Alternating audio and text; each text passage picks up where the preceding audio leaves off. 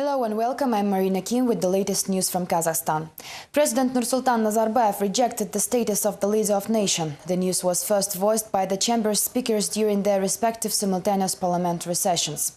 The MPs who had previously voted unanimously to grant the head of state additional powers now warmly welcome his rejection. Nazarbayev's political opponents also approve his decision. The unanimous and hasty decision of the MPs to grant Nursultan Nazarbayev a status of the leader of nation was rejected by the president. On Friday morning, speakers of both chambers almost simultaneously read the president's explanations to the country's parliamentarians. All of you know that I have always soundly rejected any praise towards me, as well as suggestions to emphasize the role of my personality. Being an incumbent president, I was always against ideas of placing my images on money, giving me various ranks, etc. I'm always trying to be above vanity, which is my firm position. The president's address was read for about 10 minutes. In it, the head of state thanked the MPs for their trust and recalled that all perks on the protection of honor and dignity, as well as immunity guarantees, are already included in the constitution and in the law on the first president. Nazarbayev also observed that the leader of nation status cannot be granted only by a law. The MPs welcomed the decision, but noted that there is time for everything. De facto, the president is already the leader of the nation, but only time will tell when this idea will assume the form of a law. The president is right in the sense that no decrees or orders can guarantee the status of the nation's leader. The motivation and initiative should come from people who will create an image of a person they can trust. Political opponents of Nazarbayev also support his decision, agreeing that whether this was some sort of a self-promotion, palace intrigues, or a true desire of the MPs, in the end the president has hit the mark and earned political bonuses. Being a great politician, the president used the situation 100%, and I believe that any politician will agree with me that this affects the public consciousness. The parliament's assessment was untimely and over the top, and the president's response was quite appropriate. In his address, Nursultan Nazarbayev made it clear that if there will be a threat to the country's development or citizens' security, he will personally ask for some additional powers, which he will be granted without any doubt. Famous Russian politician Vladimir Zhirinovsky praised Nursultan Nazarbayev for the rejection of the leader of nation bill at a press conference in Moscow. At the same time, observers in Kazakhstan fear that it is too early for praise, as the law could be automatically enacted in a month if it will not be vetoed officially. Russian MPs congratulate President Nursultan Nazarbayev with the recent decision he took. Vladimir Zhirinovsky, being a master of shocking behavior himself, believes that this time Kazakh leader had almost gone too far. According to the forecast of the head of the Liberal Democratic Party, all Central Asian republics will eventually employ parliamentary system, though it will not happen earlier than 2050. In the meantime, Zhirinovsky advises Nazarbayev not to stay too long in the president's position, and the next head of state to limit the rule only to one presidential term.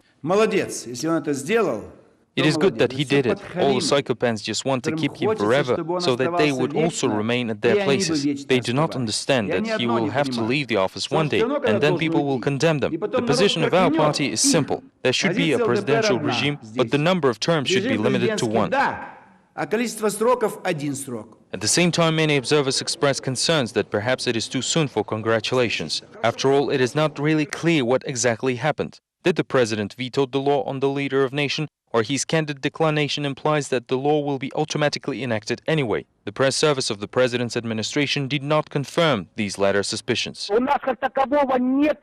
We have no such concept as veto. According to our legislation, the president can either sign the bill or not. He did not sign it and explained why. There are some assumptions that the law can be enacted even without Nazarbayev's signature. No, it is impossible. A bill becomes a law only after he signs it. Thus, this bill will not become a law. Russian political scientists admit that they have no idea how the story with the infamous bill will end and why there was a necessity to approve it in both chambers of the parliament. Some suggest that President Nazarbayev wanted to prove to the West that he is not an authoritarian ruler many make him out to be. The president is saving his democratic image, while the real regime in the country is different. For instance, in Turkmenistan, the authorities didn't even bother to notice this barrier and just moved past it.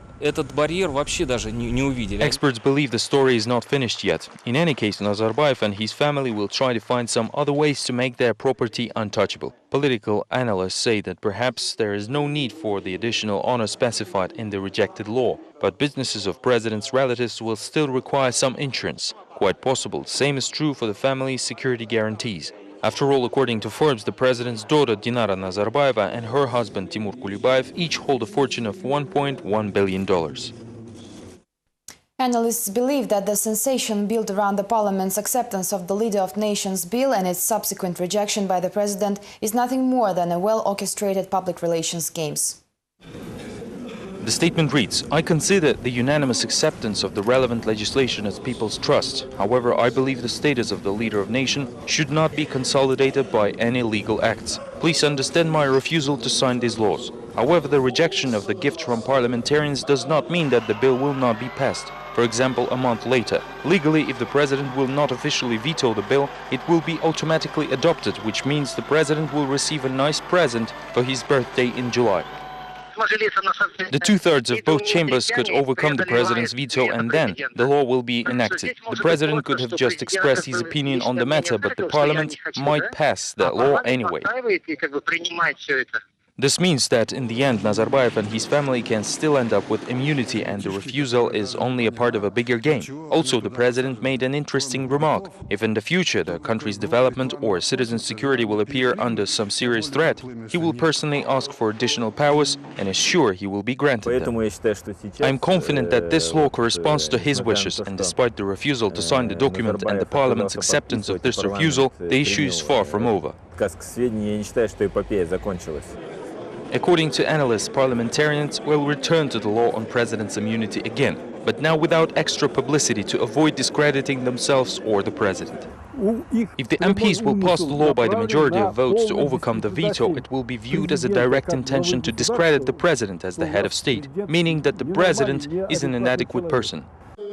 Even before Nazarbayev's refusal to accept the amendments granting him unlimited powers, the opposition feared that the passing of the law could push Kazakhstan away from the path of developing a civilized and secular state, while the OSCE presidency can already be described as nothing but trivia. However, even the current modesty of the president adds no advantages to the country's leadership in the eyes of the global community, as everyone understands that this is only a temporary delay. In the meantime, members of the Almaty City Council fared better than their colleagues in Astana, voting to name an arboretum in a prestigious district of the city after Nursultan Nazarbayev. Kazakhstan ended up on the list of the worst human rights violators published annually by the Freedom House. The country did not make an appearance for several years, but now the report's compilers simply cannot ignore the abuse of rights and freedoms of Kazakh citizens. The report mentions the politically motivated lawsuits against the opposition mass media, law on the internet regulation, arrests of businessmen and biased trial of the famous human rights activist Evgeny Zhovtis, as well as arrest of Ramazan Yesergepov, the editor of the newspaper Almaty Info. In addition, the report talks about the lag balance in the single-party parliament of Kazakhstan and notes that the president and his ruling party Nuratan controlled the political life of the country in 2009 by using arrests and prosecutions to suppress citizens and mass media critical of the authorities. The Social Democratic Party Azad appealed to the law enforcement agencies of Aktabe, asking them for an objective and transparent investigation of Aydos Sadikov's case. Politicians also urged the press to be objective while covering the trial of the ex-head of the party's Aktabe branch. Apparently, only publicity could guarantee a fair verdict to the oppositionist. Of course, we cannot ignore when something like this is happening to our former colleague, even if he criticizes us. That would be simply immoral. Aydos Sadikov, the former head of the Aktabe branch of the Social Democratic Party Azad, scandalously left the ranks of the party right before his arrest. Later, he publicly stated that the party of Bulat Abilov and Jamarkhan Tuyakbay has become pro-governmental. On the next day, Sadikov was beaten by the police officers who supposedly attempted to plant a stolen mobile phone in his pocket. Luckily, reporters who arrived at the scene prevented the provocation. Sadikov was charged with starting a fight, and now the case was submitted to the Internal Affairs Department of Aktabe. The activist believes that there are no coincidences and calls the process political. Of course, I'm grateful if this was done with pure intentions, although I do not see any help or support from them.